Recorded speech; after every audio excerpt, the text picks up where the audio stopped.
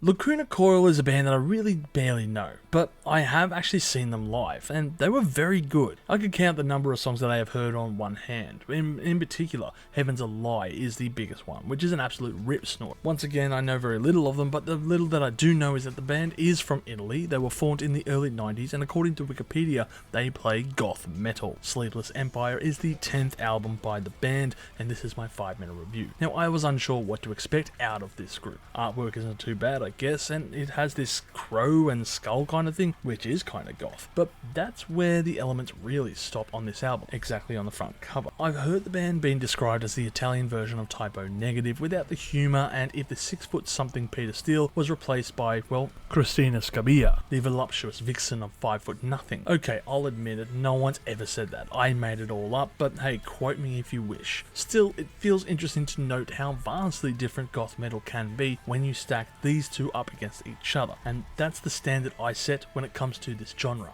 I mean, I was never exactly a fan of Evanescence, so what would make this band any different? And as if the Typo Negative comparison wasn't bad enough, I bet I get crucified over that one. As mentioned before, I have actually seen this band perform live, but that was at a festival setting and I only stuck around for about 2 or 3 songs. Initially they weren't too bad, and I made a vow really to myself to say I am going to listen to this band much more. And in true fashion, I forgot all about that. Still, they remain a very untapped band as far as this scene, and from what I've heard, in particular for me. One of the first notes I made about this album was just how the band seemed to have moulded their sound around a new era of metal. I'm not sure how much they leaned into their prior goth elements on here, but I am absolutely certain this is more of a modern take, if not leaning into a bit of Octane Core territory. The track, for example, Oxygen, is a perfect example because the hooks are fairly common and expected, like it was ripped straight out of the blueprints on how to write a song, but with the added twist of having a female vocalist present for singing sections of it. Now, while Octane Core certainly has a negative connotation tied to its name,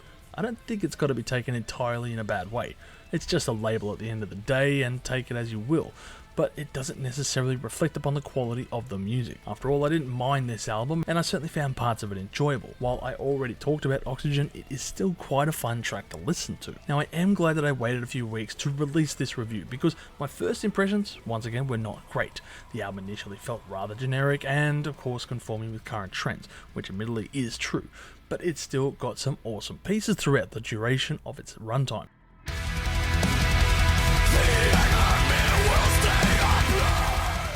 First song, The Siege, is a perfect example of a great way to kick things off. Meanwhile, I Wish You Were Dead does feel like the band are retaining that goth sound I'm certainly familiar with. While it's not exactly sugar and spice and everything nice with this record, it does contain, of course, its flaws. And I Wish You Were Dead, while treading a traditional goth metal genre, feels rather complacent and is admittedly quite a very basic sounding tune. Isn't really anything going for it except that main title's hook, and it's very repetitive with that hook. And then we get to the second half of this record, which really does slow down the pace and becomes very entrenched within itself, creating a chasm between the first and second half of the album. Sleepless Empire, for example, is trying to go for some epic kind of build-up, but doesn't quite hit the highs, making it a slog to get through at times. Also, I just noticed Randy Blythe is on this record as a guest vocalist, and he appears on another album that I reviewed just recently, that being the new record by Alien Weaponry, so it's good to see him keeping busy. Overall, I'm going to give this album a score of 5.5 million chilies on the spicy scale, with my favourite tracks being Gravity, The Siege,